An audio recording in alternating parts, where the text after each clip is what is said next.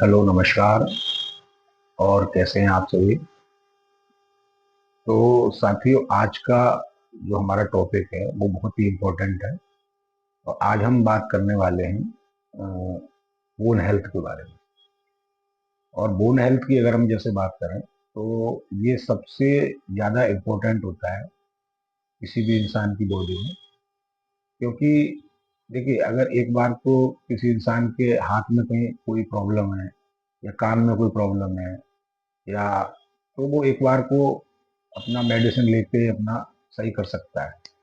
लेकिन अगर हड्डियों में प्रॉब्लम हो गई, और वो भी खास तौर पर टांगों की हड्डियों में अगर प्रॉब्लम हो गई, तो उससे क्या होता है कि उनकी एक्टिविटी भी स्लो हो जाती है या बंद हो जाती है कई बार। तो क्योंकि देखिए, टांगे जो होती है हमारी हमारे जो घुटने होते हैं, उसके ऊपर की हड्डी और नीचे की हड्डी के ऊपर हमारी बॉडी का मैक्सिमम वेट जो है जाता है। तो अगर हड्डियों में प्रॉब्लम आई तो क्या होगा कि हमारा मूवमेंट बिल्कुल खत्म हो जाएगा। तो इसलिए बोन हेल्थ जो है बहुत इंपॉर्टेंट होती है, और वो भी खास तौर पे जब किसी इंसान की एज 60 के समथिंग होती है या उसके ऊपर होती है, तो बोन हेल्थ बहुत ज़्यादा इंपॉर्टेंट हो जाती है। क्योंकि अगर हड्डियों में प्रॉब्लम आई, हड्डियों में दर्द होना शुरू हुआ या जॉइंट्स में पेन होना शुरू हुआ, तो मूवमेंट भी जो है धीरे धीरे करके खत्म हो जाता है, या व्यक्ति को किसी न किसी सहारे की जरूरत पड़ती है। और आज के वक्त में हमारी सोसाइटी है वो ऐसी हो गई है कि जब किसी इंसान की एज 60 के आसपास होती है या 50 से ऊपर होती है, तो क्योंकि अब क्या है ना, फैमिलियाँ जॉइंट तो रही नहीं, और दूसरा बच्चे भी होते हैं या तो वो अपनी जॉब करने के लिए बाहर चले जाते हैं, यूएस चले जाते हैं, किसी और सिटी में चले जाते हैं। तो उस स्थिति में जब मूवमेंट खत्म हो जाता है या कम हो जाता है, तो फिर बहुत ज़्यादा प्रॉब्लम होती है। तो इसलिए ये वीडियो जो है बहुत इम्पोर्टेंट होने वाला है। और अगर आपको ये जानकारी ठीक लगे तो इस वीडियो को लास्ट तक जरूर देखें और चैनल को सब्सक्राइब करें। तो अगर हम जैसे बोन हेल्थ की बात करते हैं तो उसमें दो चीजें आती हैं। जैसे नंबर वन तो एक ये है कि हमारे जॉइंट्स हेल्थ, जो हमारे जितने भी जोड़ हैं बॉडी में, चाहे वो घुटने का हो, है ना, चाहे वो कोहनी का हो, तो वो सारे जॉइंट्स की जो हेल्थ होती है वो आती है। दूसरा आता है हमारी बोन डेंसिटी। और आज हम बोन डेंसिटी के ऊपर बात करेंगे कि हमारी जो खान पान की वजह से जो बोन डेंसिटी कम हो जाती है, तो उसका कहीं ना कहीं असर जो है हमारी जॉइंट्स हेल्थ पे भी पड़ता है। क्योंकि जॉइंट्स में हमारे बोन से ही बने हैं, और बोन डेंसिटी जब कम होगी तो हमारे जो जॉइंट्स हैं वो भी जल्दी जल्दी जो है घिसना शुरू हो जाएंगे। तो हम ऐसा क्या करें जिससे कि हमारी बोन डेंसिटी अच्छी रहे? तो उसके लिए चार पांच चीजें हैं जो हमें करनी चाहिए, और कुछ एक चीजें ऐसी हैं जो हमें जिनसे हमें बचना चाहिए। उसमें सबसे पहली चीज ये है, जो हमारी बोन डेंसिटी को अच्छा रखती है, वो होती है हमारा विटामिन डी। ठीक है, विटामिन डी के बारे में हम जानते हैं कि ये इसका जो नेचुरल सोर्स है वो सूर्य की रोशनी है, सनलाइट है। और आज के वक्त में स्थिति यह है कि कोई भी व्यक्ति सूर्य की रोशनी में नहीं बैठ पाता है, या तो उसके पास टाइम नहीं है, या कई बार ऐसा होता है कि वो कपड़े इतने ज्यादा होते हैं शरीर पर कि वो सूरज की जो है रेज जो है बॉडी में पड़ ही नहीं पाती हैं। बट अगर हमें नेचुरल तरीके से विटामिन डी लेना है तो सनलाइट उसका सबसे बेहतर सोर्स है। और एक बात ये भी है कि जिन लोगों की डार्क स्किन होती है, जैसे हम लोग इंडियंस की स्किन ज़्यादातर डार्क ही होती है, तो उनको पूरी जो विटामिन डी लेने के लिए, क्योंकि हमें एक दिन में 1000 मिलीग्राम विटामिन डी चाहिए, तो उसके लिए करीब 1 घंटा मतलब 60 मिनट जो है हमें सूर्य में बैठना चाहिए, जो कि किसी भी इंसान के लिए पॉसिबल नहीं है। हाँ, जो लोग खेत में काम करते हैं, किसान हैं, वो तो एक बार को 1 घंटे के लिए सनलाइट ले सकते हैं। और यहीं पे अगर जिन लोगों की स्किन वाइट है, उन लोगों के लिए जो विटामिन डी की जो जरूरत है वो 10 मिनट में ही पूरी हो जाती है। तो ओवरऑल कुल मिला के ये कि हमें विटामिन डी बहुत ज़्यादा जरूरी है, कैल्शियम से भी पहले। क्योंकि ज़्यादातर लोगों को ये होता है कि हड्डियों को मजबूत करना है तो कैल्शियम लेना जरूरी है। कैल्शियम लेना जरूरी है, बट वो दूसरी स्टेज पे है, बट पहले विटामिन डी लेना जरूरी है। क्योंकि अगर विटामिन डी अगर बॉडी में नहीं होगा तो कैल्शियम भी एब्जॉर्ब नहीं होगा। और तो सबसे पहले ये है कि हमें विटामिन डी देखना है कि सूरज की रोशनी ही एकमात्र उसका वो होता है। बाकी अगर आप पिल्स के रूप में या दवाइयों के रूप में लें तो वो एक अलग चीज़ है। और सेकंड नंबर पर जो आता है वो होता है कि हमें जो है विटामिन डी के बाद कि हमें कैल्शियम की जरूरत है। तो कैल्शियम हम कहाँ कहाँ से ले सकते हैं? वैसे तो कैल्शियम की टेबलेट वगैरह भी आती हैं, बट मेन चीज क्या है कि कैल्शियम बॉडी में एब्जॉर्ब होना चाहिए। तो सबसे बेहतर ये है कि अगर हम नेचुरल तरीके से कैल्शियम लेते हैं तो वो सबसे बढ़िया है। और कैल्शियम के जो सबसे बढ़िया जो सोर्स होते हैं वो है मिल्क प्रोडक्ट। जितने भी मिल्क के जो प्रोडक्ट होते हैं उनमें कैल्शियम में भरपूर मात्रा में मिल जाता है। इसके अलावा सब्जियों में अगर बात करें तो पालक हो गई या भिंडी हो गई, उसमें कैल्शियम मिल जाता है। और इसके साथ साथ जो चने हैं या नट्स हैं या ग्रीन वेजिटेबल हैं, इनसे भी हमें कैल्शियम प्रॉपर मात्रा में बॉडी में मिल जाता है। तो अगर हम इस तरीके से कैल्शियम लेते हैं और अगर बॉडी में विटामिन डी भी है, तो फिर वो कैल्शियम हमारी बॉडी में, हमारी हड्डियों में एब्जॉर्ब होना शुरू हो जाता है। और इसमें एक चीज हमें ये भी ध्यान रखनी है कि अगर बॉडी में विटामिन डी नहीं है और कैल्शियम ले लिया तो वो कहीं ना कहीं नुकसान भी कर देता है, क्योंकि फिर वो अगर एब्जॉर्ब नहीं होगा तो बॉडी में कहीं ना कहीं गांठ बनाएगा या बॉडी में कहीं ना कहीं रुकेगा वो। बट वो फायदा न करने की बजाय, वो फायदा करने की बजाय वो नुकसान ही करेगा। तो इसके अलावा जो तीसरी चीज होती है वो ये है कि अगर हमने कैल्शियम भी प्रॉपर ले लिया और इसके अलावा विटामिन डी भी ले लिया, बट इसके साथ साथ हमें प्रोटीन भी बहुत जरूरी है। हमारी डाइट में प्रोटीन का होना ही बहुत जरूरी है, क्योंकि प्रोटीन का जो रोल बॉडी में होता है वो यही होता है कि जिस तरीके से मकान बनाते हैं तो सीमेंट का रोल होता है। तो उसके लिए हमें प्रोटीन वाले चीजें भी लेनी चाहिए, जिसमें मिल्क प्रोडक्ट हो गए, है ना, या फिर सोया प्रोडक्ट हो गए।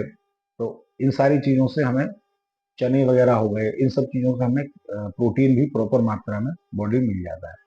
और इसके अलावा नेक्स्ट चीज जो इम्पोर्टेंट है वो ये है कि हम एक्सरसाइज कितनी करते हैं। क्योंकि जब हम एक्सरसाइज करते हैं एज के अकॉर्डिंग, अगर हम एक्सरसाइज करते हैं तो हमारी हड्डी को जो है भूख लगना शुरू हो जाती है, मतलब उसके अंदर एक नीड क्रिएट हो जाती है। तो जब वो नीड क्रिएट होगी तभी वो कैल्शियम को अपने अंदर एब्जॉर्ब करेगी। अगर हम एक्सरसाइज नहीं कर रहे हैं और कैल्शियम ले रहे हैं तो बॉडी में बहुत अच्छी तरीके से वो एब्जॉर्ब नहीं होगा। तो इसलिए एक्सरसाइज भी बहुत जरूरी है। अभी किसी भी आप हड्डियों के डॉक्टर के पास जाएं और उनसे बात करें तो वो भी ये बात बताते हैं कि आपको अपनी एज के अकॉर्डिंग एक्सरसाइज करना बहुत जरूरी है। और जो लोग एक्सरसाइज नहीं करते उन्हें हड्डियों की प्रॉब्लम या जॉइंट्स की प्रॉब्लम जल्दी बनती है। तो हमें एक्सरसाइज करना ही बहुत जरूरी है। तो ये चार चीजें ऐसी हैं जिनका हमें ध्यान रखना है अगर हमें अपनी बोन डेंसिटी को ठीक रखना है। अच्छा, इसके अलावा जो चीजें हमें नहीं करनी है वो हमें थोड़ा सा ध्यान देना उस चीज पे। जैसे आजकल के वक्त में क्या है ना, लोग कोला वाली चीजें ज्यादा लेते हैं। जो कोल्ड ड्रिंक वगैरह होती है वो एक नॉर्मल सी चीज हो गई है, क्यों गर्मी पड़ रही है कोल्ड ड्रिंक ले ली। तो कोल्ड ड्रिंक से क्या होता है कि हमारी बॉडी के अंदर कैल्शियम की एब्जॉर्ब करने की जो क्षमता है वो कम हो जाती है। तो इसलिए हमें इन चीजों से बचना है, क्योंकि जो अगर ये कोल्ड ड्रिंक वगैरह अंदर जाएगा तो अगर आप ऊपर से कैल्शियम वगैरह भी ले रहे हैं तो उसका कोई फायदा होने वाला नहीं है।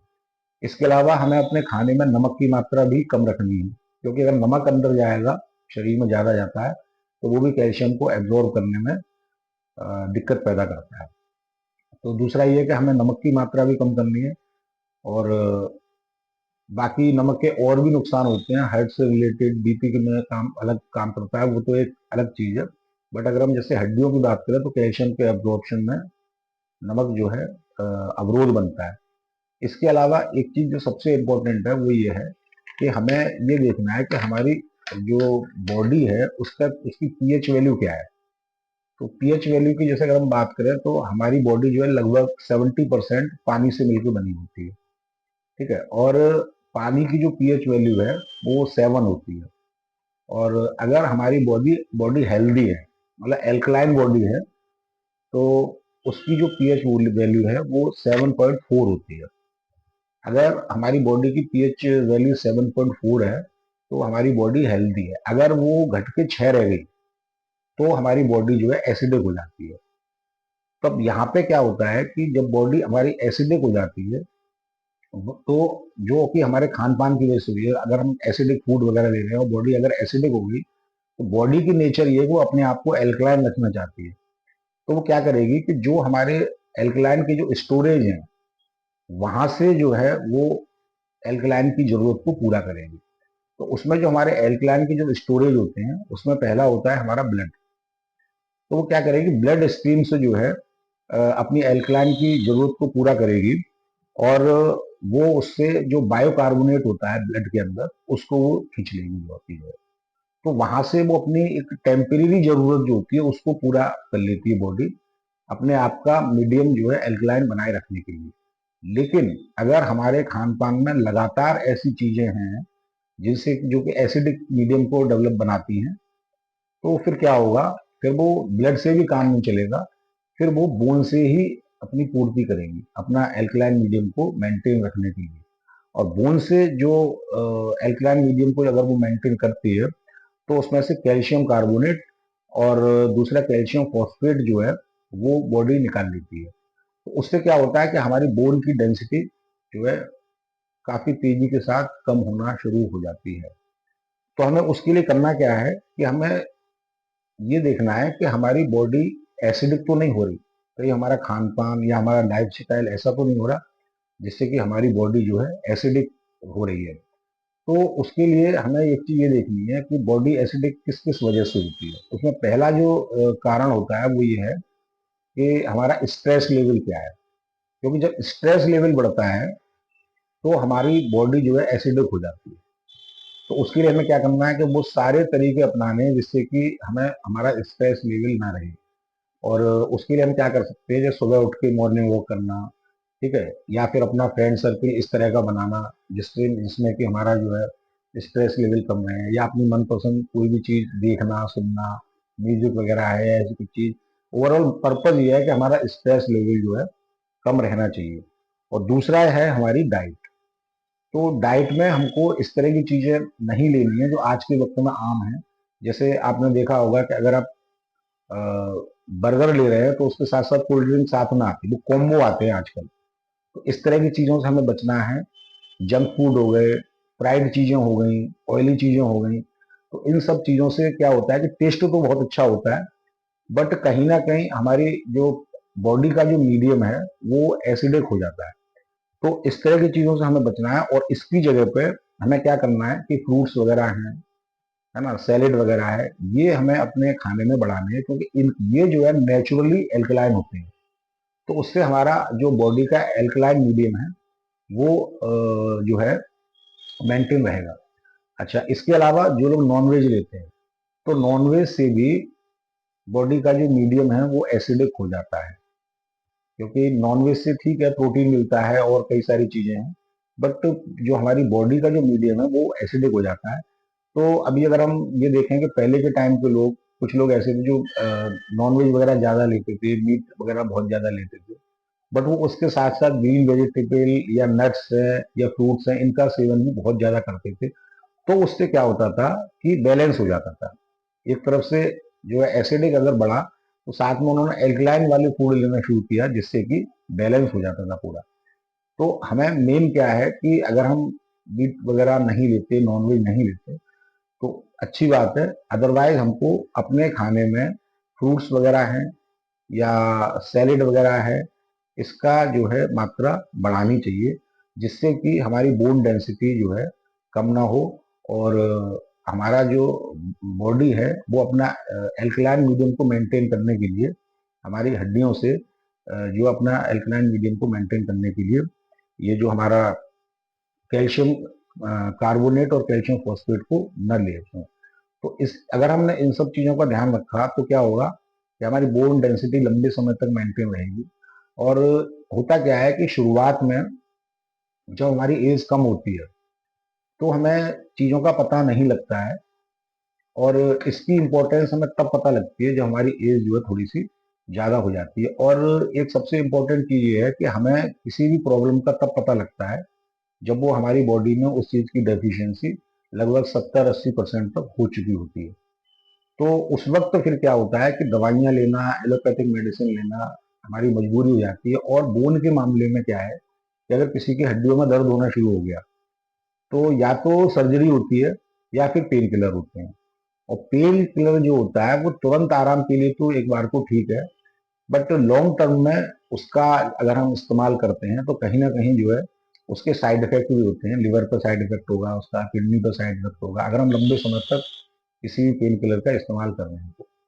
तो अगर हम आज के वक्त में हेल्दी हैं, हमें किसी तरह की कोई प्रॉब्लम नहीं है, तो इन चीज़ों को अपनी डाइट में शामिल कर सकते हैं, या इस तरह की चीज़ों का हम बचाव रख सकते हैं जिससे कि लंबे समय तक हमारी बोन डेंसिटी अच्छी रहे और उसकी वजह से हमारे जॉइंट्स भी अच्छे से काम करें। और अगर हमें कोई प्रॉब्लम ऑलरेडी हो चुकी है तो हमें सबसे पहले अपने डॉक्टर से सलाह जरूर लेनी चाहिए, क्योंकि उस वक्त की कंडीशन में तुरंत आराम के लिए क्या लेना है वो सबसे बेहतर डॉक्टर ही बता सकते हैं। और अगर ऐसा नहीं है तो हमको जो है अ, अपने खाने पीने में इन चीज़ों का थोड़ा सा ध्यान रखना है।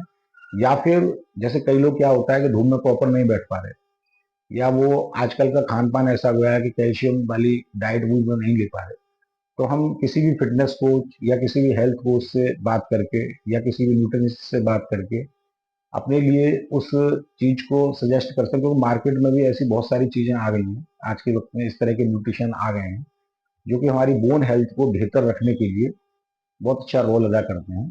तो हम उनकी सलाह से कोई भी इस तरह का न्यूट्रिशन जो कि हमारी इस डेफिशिएंसी को पूरा करे वो हम ले सकते हैं।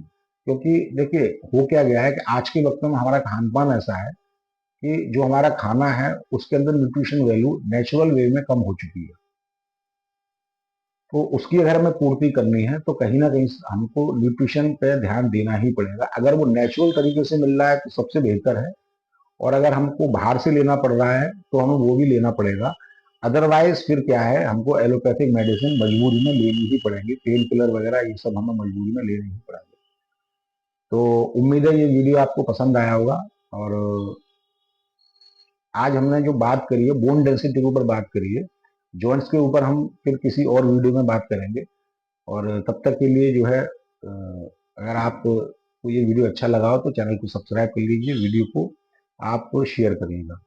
तो मिलते हैं फिर किसी और वीडियो में, तब तक के लिए थैंक यू।